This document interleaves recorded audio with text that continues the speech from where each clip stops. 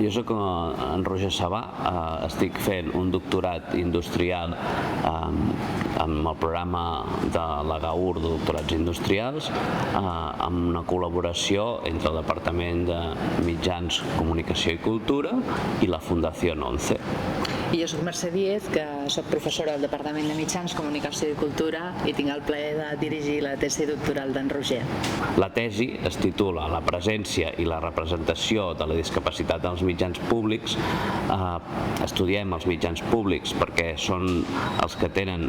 més obligacions de missió de servei públic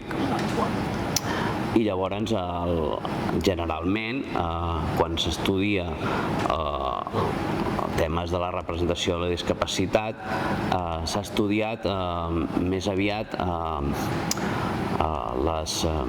des del punt de vista de l'accessibilitat i de la representació numèrica, però nosaltres ens centrarem més en la presència als consells d'administració, a la plantilla, del personal d'administració, ja sigui el personal tècnic, no només davant de càmera, ens estudiarem molt la presència fora de càmera i també la representació, el com, no tant el quan, que és el que generalment sempre es parla, i llavors això, ens centrarem més al com. A Espanya hi ha aproximadament un 9% de persones amb discapacitat i es calcula que aproximadament són un 20% de llars que tenen persones amb discapacitat. Aleshores, el primer objectiu és veure quina és la presència,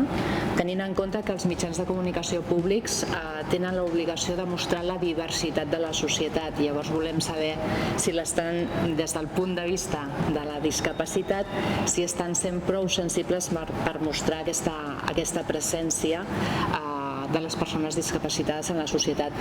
I després ens interessa també estudiar com es representen aquestes persones, perquè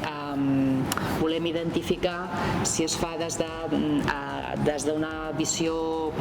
discriminatòria, en aquest cas seria capacitisme, la discriminació per raons de discapacitat seria capacitisme, si es fa d'una manera estigmatitzadora o no, o si és una representació que facilita la seva inclusió plena amb normalitat a la societat, que és el que hauríem de posar en focus a tots plegats. Els doctorats industrials són un win-win on es beneficien totes les parts, tant les empreses o les institucions que estan en conveni, en el nostre cas és la Fundació 11, com la part acadèmica, disposar de recursos per poder dedicar-se a la investigació són recursos escassos i per tant és molt valuós i s'espera a més que es faci una transferència rellevant per la societat. Assegura que sigui una recerca socialment rellevant.